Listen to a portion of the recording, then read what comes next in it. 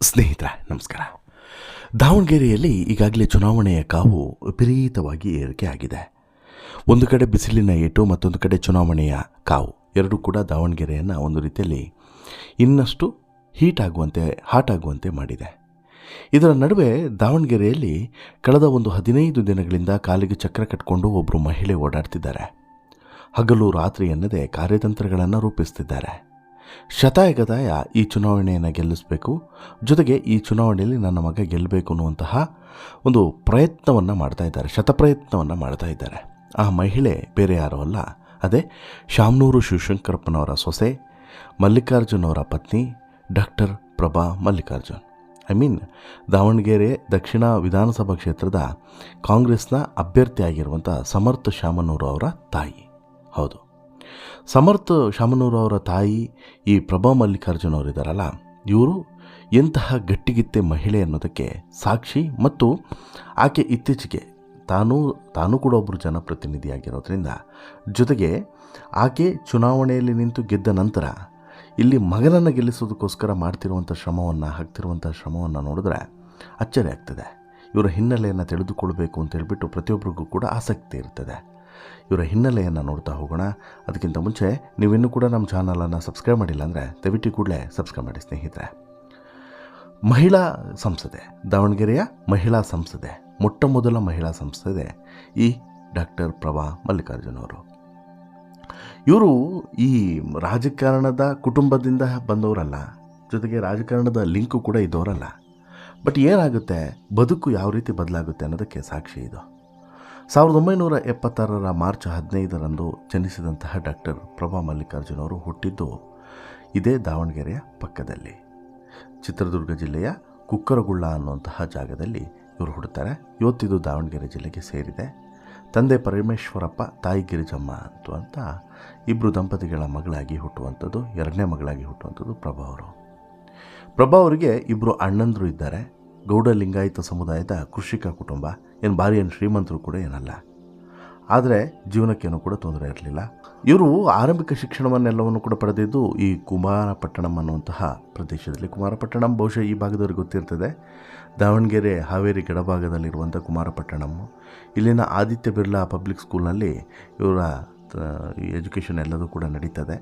ಜೊತೆಗೆ ಬಿರ್ಲಾ ಫ್ಯಾಕ್ಟ್ರಿಯಲ್ಲಿ ಅವ್ರ ತಂದೆ ಕೂಡ ಕೆಲಸ ಮಾಡ್ತಾಯಿದ್ರು. ಅದೇ ಕಾರಣಕ್ಕೆ ಅಲ್ಲೇ ಇರ್ತಾರೆ.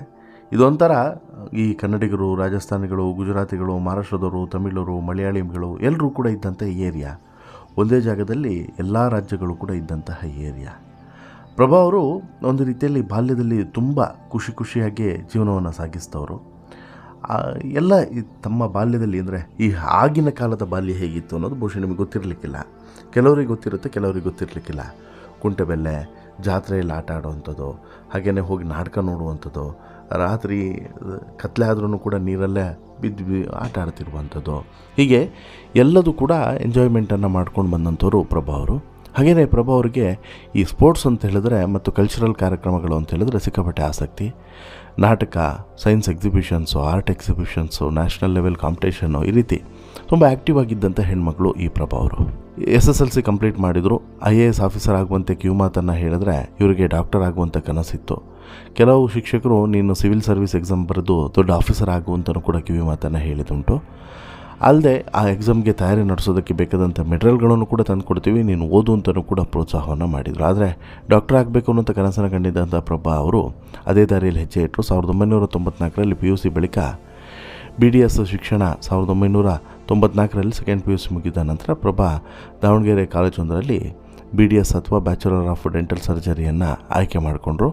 ಅಲ್ಲಿನ ಡಾಕ್ಟರ್ ಆಗೋದಕ್ಕೆ ಕೋರ್ಸನ್ನು ತೆಗೆದುಕೊಂಡು ಕಾಲೇಜು ದಿನಗಳಲ್ಲಿ ಬೆಳಗಿನ ಜಾವ 5 ಗಂಟೆಗೆಲ್ಲ ಎದ್ದು ಓದ್ತಾ ಇದ್ದಂತಹ ಈಕೆ ನಂತರ ಅನಿರೀಕ್ಷಿತವಾಗಿ ಬಂದಂತಹ ಮದುವೆ ಸಂಬಂಧವನ್ನು ಒಪ್ಪಿಕೊಳ್ಬೇಕಾಗ್ತದೆ.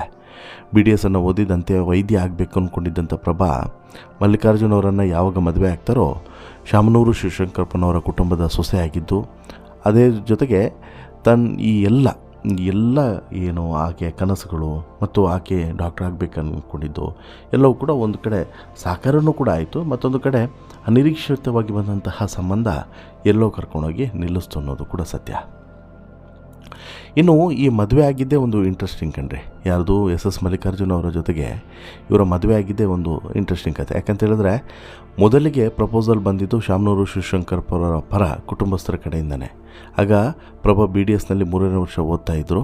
ಮದುವೆ ಸಂಬಂಧ ಪೋಷಕರು ಮನೆಯಲ್ಲಿ ಚರ್ಚಿಸಿ ಬಳಿಕ ಮಗಳ ಅಭಿಪ್ರಾಯವನ್ನು ಕೂಡ ಕೇಳಿದರು. ಅದಕ್ಕೆ ಪ್ರಭಾ ಓಕೆ ಅಂತಲೂ ಕೂಡ ಹೇಳಿದರು. ಅದರಂತೆ 1998ರಲ್ಲಿ ಅಂದರೆ ತಮ್ಮ 22ನೇ ವಯಸ್ಸಿನಲ್ಲಿ ಎಸ್ ಮಲ್ಲಿಕಾರ್ಜುನ ಅವರ ಜೊತೆಗೆ ಮದುವೆ ಆಗ್ತಾರೆ.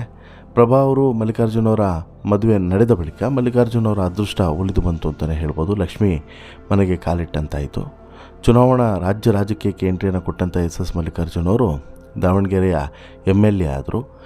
ಎಸ್ ಮಲ್ಲಿಕಾರ್ಜುನ ಅವರು ಮದುವೆ ಬಳಿಕ ಹೇಗಾಗಿತ್ತು ಅಂತ ಹೇಳಿದ್ರೆ, ಪ್ರಭಾ ಜೀವನ ಒಂದು ರೀತಿಯಲ್ಲಿ ಶಾಮನೂರು ಶಿವಶಂಕರಪ್ಪ ಅವರು ಹೇಳಿ ಕೇಳಿ ರಾಜಕೀಯ ಕುಟುಂಬದವರು.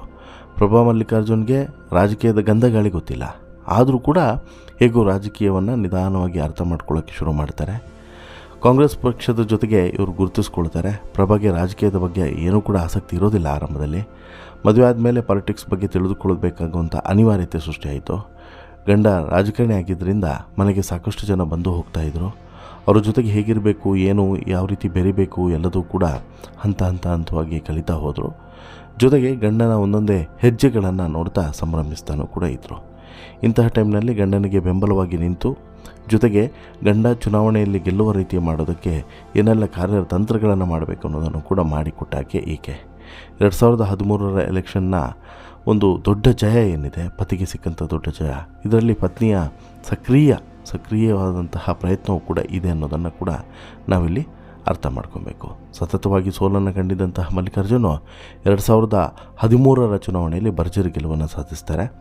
ಇದರ ಬೆನ್ನಲ್ಲೇ ಸಮಾಜ ಸೇವೆಗೆ ಇಳಿದಂಥ ಪ್ರಭಾ ಮಲ್ಲಿಕಾರ್ಜುನ ಅವರು SSK ಟ್ರಸ್ಟ್ನ ಲೈಫ್ ಟ್ರಸ್ಟಿ ಆಗ್ತಾರೆ. ಆ ಮೂಲಕ ಗ್ರಾಮೀಣ ಭಾಗದಲ್ಲಿ ಉಚಿತ ಆರೋಗ್ಯ ಶಿಬಿರಗಳನ್ನು ಆಯೋಜನೆ ಮಾಡ್ತಾರೆ. ಎಲ್ಲರನ್ನು ಕೂಡ ಅವೇರ್ನೆಸ್ ಬೆಳೆಸುವಂಥದ್ದು, ಜೊತೆಗೆ ಆರೋಗ್ಯದ ಬಗ್ಗೆ ಕಾಳಜಿಯನ್ನು ಮೂಡಿಸುವಂಥದ್ದೆಲ್ಲವೂ ಕೂಡ ಮಾಡ್ತಾರೆ. ಇದರ ಜೊತೆಗೆ ತಮ್ಮದೇ ಕುಟುಂಬದ ಬಾಪೂಜಿ ವಿದ್ಯಾಸಂಸ್ಥೆಯಲ್ಲಿ ಆಡಳಿತ ಮಂಡಳಿ ಸದಸ್ಯೆಯಾಗಿಯೂ ಕೂಡ ಕೆಲಸವನ್ನು ಮಾಡ್ತಾರೆ. 2024ರಲ್ಲಿ ಲೋಕಸಭೆಯ ಟಿಕೆಟನ್ನು ಪಡೆದು ಗೆದ್ದು ಹಲವು ದಾಖಲೆಗಳಲ್ಲಿ 2024ರ ಚುನಾವಣೆ ಇತಿಹಾಸದ ಪುಟವನ್ನು ಸೇರುವಂತೆ ಕೂಡ ಮಾಡ್ತಾರೆ. ಯಾಕಂತೇಳಿದ್ರೆ ಕಾಂಗ್ರೆಸ್ನಿಂದ ಟಿಕೆಟ್ ಪಡಿಬೇಕು ಅನ್ನುವಂತಹ ಉತ್ಸಾಹದಲ್ಲಿ GB ವಿನಯ್ ಕುಮಾರ್ ಅವರು ಇರ್ತಾರೆ. ಬಟ್ ಆದರೆ ಇವರು ಯಾವಾಗ ಈ ಪ್ರಭಾ ಮಲ್ಲಿಕಾರ್ಜುನ ಅವರ ಹೆಸರು ಕೇಳಿ ಬರುತ್ತೋ ಅಲ್ಲಿಗೆ ವಿನಯ್ ಕುಮಾರ್ಗೆ ಈ ಟಿಕೆಟ್ ಸಿಗೋದಿಲ್ಲ. ಪರಿಣಾಮ ಎದುರಾಳಿಯಾಗಿದ್ದಂಥ ಸಿದ್ದೇಶ್ವರ ಅವರ ಪತ್ನಿ ಗಾಯತ್ರಿ ಸಿದ್ದೇಶ್ವರ ಅವರನ್ನು ಸೋಲಿಸಿ ಮೊದಲ ಬಾರಿಗೇ ಸಂಸದೆಯಾಗಿ ಆಯ್ಕೆ ಆಗ್ತಾರೆ. ಇನ್ನು ಯಾವಾಗ ಸಂಸದೆಯಾಗಿ ಆಯ್ಕೆ ಆಗ್ತಾರೋ ಅದಾದ ಬಳಿಕ ಕಾಲಿಗೆ ಚಕ್ರ ಕಟ್ಕೊಂಡಂತೆ ಒಂದೊಂದೇ ಭಾಗವನ್ನು ಕೂಡ ಸುತ್ತುತ್ತಾರೆ. ಆ ಚುನಾವಣೆ ಮತ್ತು ಅದರ ಹಿಂದಿನ ಚುನಾವಣೆಯಲ್ಲಿ ಯಾವ ರೀತಿ ಕಾರ್ಯತಂತ್ರಗಳನ್ನು ಮಾಡಿದರೋ ಅವೆಲ್ಲವನ್ನು ಕೂಡ ಇಲ್ಲಿ ದಾರೆ ಎರೀತಾರೆ. ಇದ್ರ ಜೊತೆಗೆ 25 ವರ್ಷಗಳಿಂದ BJP ಹಿಡಿತದಲ್ಲಿದ್ದಂತಹ ದಾವಣಗೆರೆ ಕ್ಷೇತ್ರವನ್ನು ಕಾಂಗ್ರೆಸ್ ತೆಕ್ಕೆಗೆ ತರುವಲ್ಲಿ ಯಶಸ್ವಿಯಾಗ್ತಾರೆ. 2004, 9, 14 ಎಲ್ಲ ಚುನಾವಣೆಯಲ್ಲೂ ಕೂಡ GM ಸಿದ್ದೇಶ್ವರ ವಿರುದ್ಧ ಎಸ್ ಮಲ್ಲಿಕಾರ್ಜುನ್ ಸತತ ಸೋಲನ್ನು ಕಂಡಿದ್ದರು. ಆದರೆ ಪತ್ನಿ ಯಾವಾಗ ಚುನಾವಣೆಗೆ ನಿಂತು ಗೆದ್ದರೋ ಒಂದು ರೀತಿಯಲ್ಲಿ ದೊಡ್ಡ ಸಾಧನೆ ಆಗಿ ಹೋಯಿತು ಅಂತಲೂ ಕೂಡ ಹೇಳ್ಬೋದು. ಇನ್ನು ಪ್ರಭಾ ಮಲ್ಲಿಕಾರ್ಜುನ್ ಅತ್ಯಂತ ಶ್ರೀಮಂತೆ, ಅದರಲ್ಲೇನೂ ಕೂಡ ಡೌಟ್ ಇಲ್ಲ. ಇವತ್ತಿಗೆ ಮಗನನ್ನು ಗೆಲ್ಲಿಸಬೇಕು ಅನ್ನುವಂತಹ ಪಾಪಿಯಲ್ಲಿದ್ದಾರೆ. ಭಾರಿ ಪ್ರಯತ್ನಗಳನ್ನು ಕೂಡ ಮಾಡ್ತಿದ್ದಾರೆ. 241 ಕೋಟಿ ಮೌಲ್ಯದ ಆಸ್ತಿಪಾಸ್ತಿಯೂ ಕೂಡ ಹೊಂದಿದ್ದಾರೆ. 2024ರ ಲೋಕಸಭೆ ಚುನಾವಣೆ ವೇಳೆ ಇವರು ಘೋಷಣೆ ಮಾಡಿಕೊಂಡಿರುವಂಥದ್ದು ಅಧಿಕೃತವಾಗಿ. ಇದಿವಾಗ ಇನ್ನಷ್ಟು ಹೆಚ್ಚು ಕೂಡ ಆಗಿರಬಹುದು, ಅದರಲ್ಲೇನೂ ಕೂಡ ಡೌಟ್ ಇಲ್ಲ. ಇನ್ನು ಈ ಸಮರ್ಥ ಶಾಮನೂರು ಇದ್ದಾರೆ. ಇವರು ಈಗ ಪ್ರಭಾ ಮಲ್ಲಿಕಾರ್ಜುನ ಅವರ ಹಾದಿಯಲ್ಲೇ ಸಾಗ್ತಾ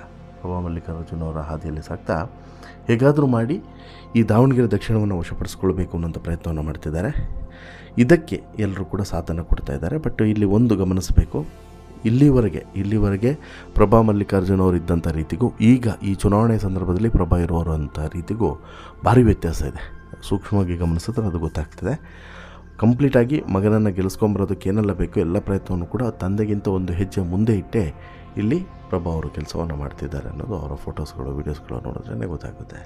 ನೋಡಿ ಏನಾಗುತ್ತೆ ಅಂತ ಹೇಳಿಬಿಟ್ಟು, ಒಂದು ಈ ಪ್ರಭಾ ಮಲ್ಲಿಕಾರ್ಜುನ ಅವರು ಇವತ್ತು ಶಾಮನೂರು ಕುಟುಂಬದ ಒಬ್ಬ ದಿವ್ಯ ಶಕ್ತಿಯಾಗಿ ಬೆಳೆದಿರೋದು ಮತ್ತು ಈ ಮಗನನ್ನು ಗೆಲ್ಲಿಸಬೇಕನ್ನುವಂಥ ಪ್ರಯತ್ನವನ್ನು ಮಾಡ್ತಿರೋದು. ಹಾಗೆಯೇ ಒಂದು ಹೆಣ್ಮಗಳು ಯಾವ ರೀತಿ ಮನಸ್ಸು ಮಾಡಿದ್ರೆ ಸಾಧನೆಯನ್ನು ಮಾಡ್ಬೋದು ಅನ್ನೋದಕ್ಕೆ ಪ್ರಭಾ ಮಲ್ಲಿಕಾರ್ಜುನ್ ಅವರೇ ಸಾಕ್ಷಿ ಅಂತಲೇ ಹೇಳ್ತಾ, ನಿಮಗೇನು ಅನಿಸುತ್ತೆ? ನಿಮ್ಮ ವಿಶ್ವಾಸ ಏನಿರೋರಿಗೆ ದಯವಿಟ್ಟು ಕಮೆಂಟ್ ಮಾಡಿ ತಿಳಿಸಿ. ಜೊತೆಗೆ ಈ ಸ್ಟೋರಿ ಇಷ್ಟ ಆಯಿತು ಅಂತ ಹೇಳಿದ್ರೆ ಲೈಕ್ ಮಾಡಿ, ಶೇರ್ ಮಾಡಿ, ಚಾನಲ್ಗೆ ಸಬ್ಸ್ಕ್ರೈಬ್ ಆಗೋದನ್ನು ಮರಿಬೇಡಿ. ಧನ್ಯವಾದ.